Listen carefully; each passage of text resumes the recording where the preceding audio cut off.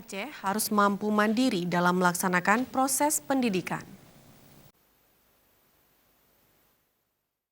Dayah atau pondok pesantren di Aceh sebaiknya mampu mandiri dalam melaksanakan proses pendidikan agama bagi para santri. Hal ini disampaikan pimpinan pesantren Tengku Syekh Umardian Indrapuri Aceh Besar, Fakhrudin Lahmudin, dalam momentum peringatan Hari Santri tahun 2019.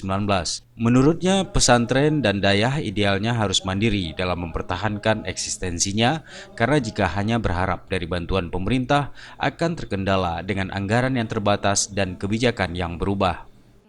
Idealnya pesantren itu harus mandiri. Itu kalau mau kemudian eksistensinya terus berlangsung ya. Sebagaimana mungkin beberapa yang ada di Jawa misalnya sebagai contoh di mana mereka punya aset dan punya kemandirian begitu luar biasa dengan kooperasinya, dengan usaha kegiatan ekonominya ya. Ini harus memang menjadi target pesantren-pesantren yang ada, karena kalau kita bersandar ke pemerintah ini pertama ada keterbatasan tadi. Yang kedua, kebijakannya bisa berubah-ubah. Apakah dengan berubah kebijakan kemudian pesantren ikut juga? Mati kan enggak begitu.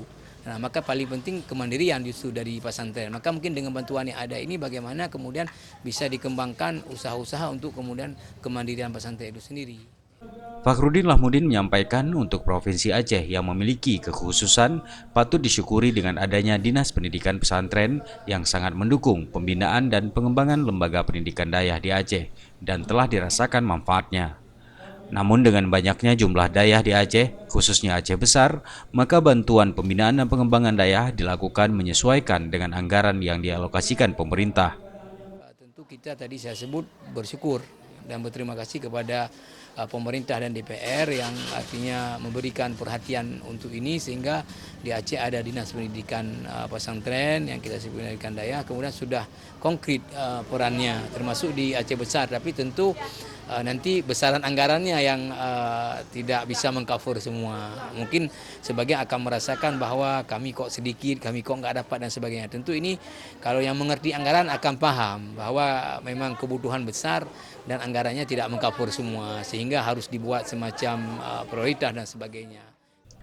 Peringatan Hari Santri kelima tahun 2019 yang diperingati setiap tanggal 22 Oktober diharapkan menjadi momentum kepedulian pemerintah kepada kalangan santri dan pondok pesantren sebagai pencetak kader ulama masa depan.